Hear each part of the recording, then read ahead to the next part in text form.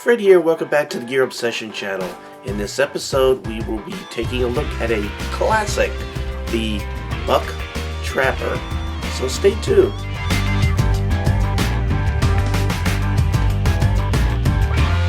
I picked this up at Dick's Sporting Goods for about $20. You could probably find it online, such as on Amazon.com, for a couple dollars cheaper. Now I did notice that this looked a little different than the ones that I was seeing online, so maybe they've done a recent change or something. So anyway, let's go ahead and take a close look. And here is the knife out of the package, and here is the packaging real quick. You can see it's model 382 Trapper. It's the select grade. It's stating that the blade steel is 420J2. That's kind of interesting because they used to use 428C, so that's sort of a step down. They're showing that it has the nail nick to pull the blades out, and it has multiple blades. We have a clip point and a spay blade. They do still offer the forever warranty, and you have some specifications which we'll go over with the real knife right here. Well, first of all, this is a Trapper. Trapper is a very classic design. It's to be a Trapper, you basically have two blades and a slip joint type of design here. One would be a clip point, and the other one would be the, I'll go ahead and show you the clip point, and then one would be the spay. Spay is to castrate animals, just so you know. You can see both have classic style nail nicks right there. The spay point, you can see, says made in China right there. It's not polished or anything. This is just the lower grade select model. You can see the model number and Buck labeled there. You can see the silver nickel bolsters right there.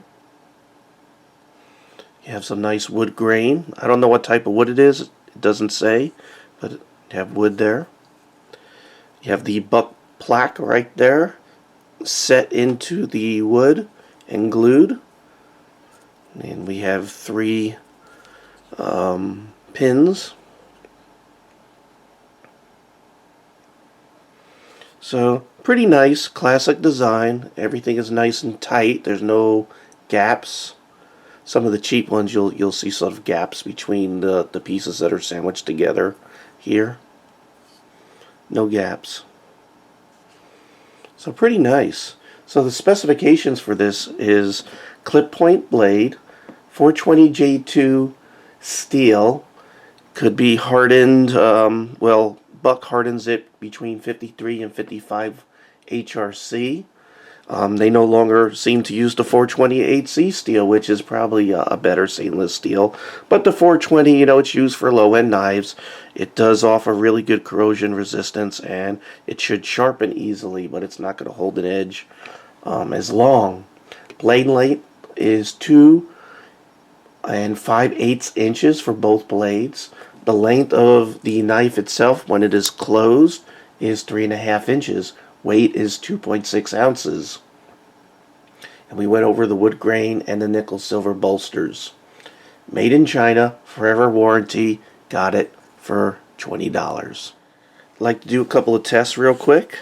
Blade retention is really good. Blades are not going to come out. The blade centering is actually pretty good considering the small amount of tolerances that these blades have. They did a very good job there.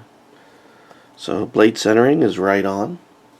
How about blade play? Now this is slip joint, but they do sort of set in there pretty good. There's no side to side, no up or down. So the spring there is holding it in place really good. It doesn't like snap with authority like some of my other Buck knives do. It sort of lacks the real snap. You know what I mean? By the way, the blade has it's a hollow grind, and I'll just let you take a close look at that clip point there.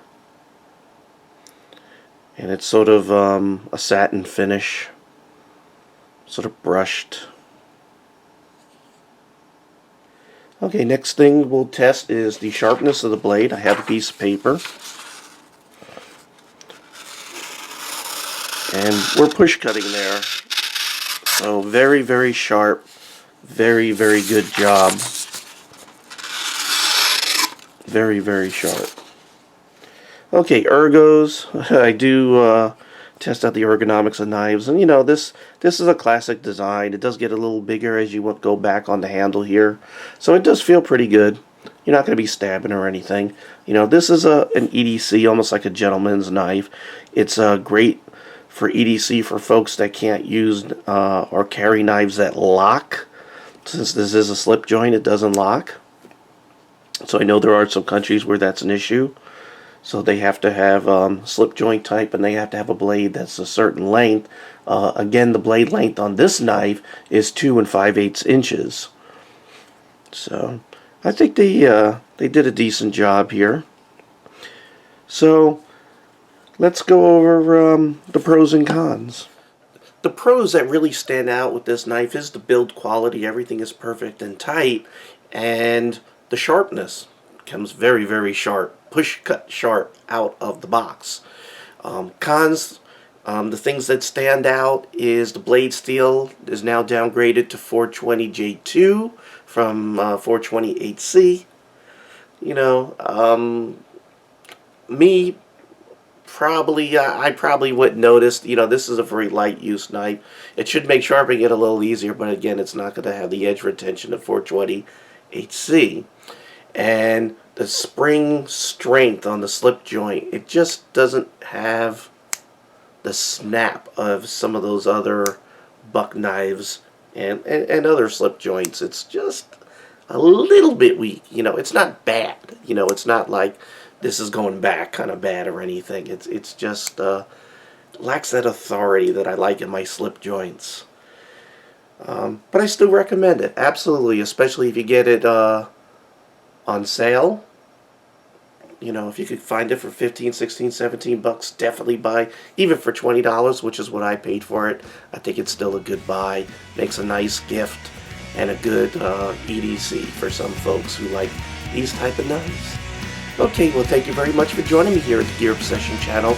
I really appreciate every friend, viewer, subscriber, and especially you. And I hope you have a great evening. Take care.